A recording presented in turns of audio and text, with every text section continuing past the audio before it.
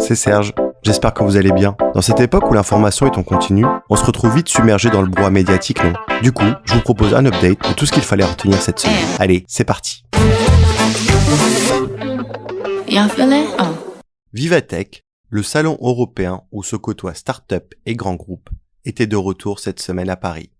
Nouvelle formule hybride entre présentiel et distanciel, et des guests très VIP comme Emmanuel Macron, Tim Cook ou encore Mark Zuckerberg, et surtout un bon shot d'innovation. Durant son passage sur la scène, le président Macron a annoncé son souhait d'accélérer la scène tech européenne pour venir concurrencer les GAFA et les BATX. Il souhaite voir éclore 10 champions européens valorisés à plus de 100 milliards d'euros d'ici 2030. Alors, l'Europe, futur concurrent des GAFA et des BATX en Chine ?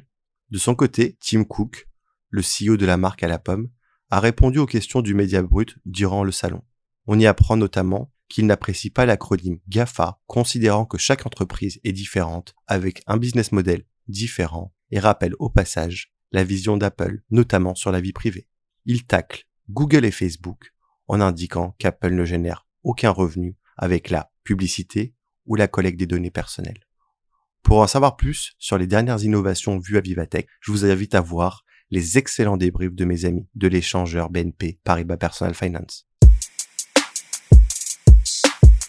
En fin de semaine dernière, coup de tonnerre sur le monde médiatique et l'attribution de la diffusion des matchs de la Ligue 1 et de la Ligue 2.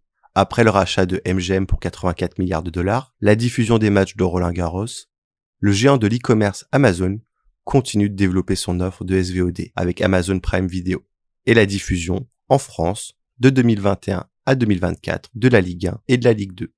C'est un énorme revers pour les diffuseurs historiques que sont Canal+ et beIN Sport. De son côté, Canal+ annonce son retrait de la Ligue 1 par un communiqué. Bientôt, on ne dira plus Netflix and Chill, mais Netflix and Buy Product.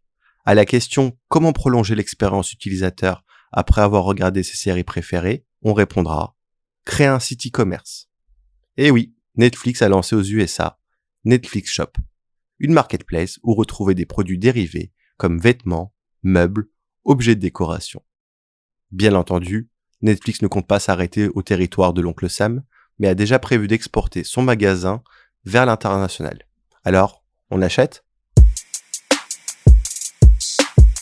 Avec l'arrivée de nombreux objets capables de détecter les émotions et les humeurs, certains neurologues demandent à encadrer et protéger notre cerveau contre les manipulations technologiques. On craint notamment l'utilisation commerciale. À l'image des réseaux sociaux et des publicités personnalisées, elle pourrait être utilisée pour influencer nos préférences. Cependant, cette technologie, contrairement aux réseaux sociaux, peut aller sous le crâne et accéder à nos neurones. Certains pays, comme le Chili ou l'Espagne, ont déjà proposé des lois pour réguler la neuroscience. Affaire à suivre en France. Si vous avez raté, cette semaine je recevais Ari Assuyed, fondateur de Caféine, leader européen du streaming d'information, ou plus simplement, le Spotify de la presse, sur Flip, le podcast. On revient ensemble, notamment, sur le marché de la presse, ses bouleversements dus au digital, et surtout, comprendre comment les GAFA ont modifié nos usages.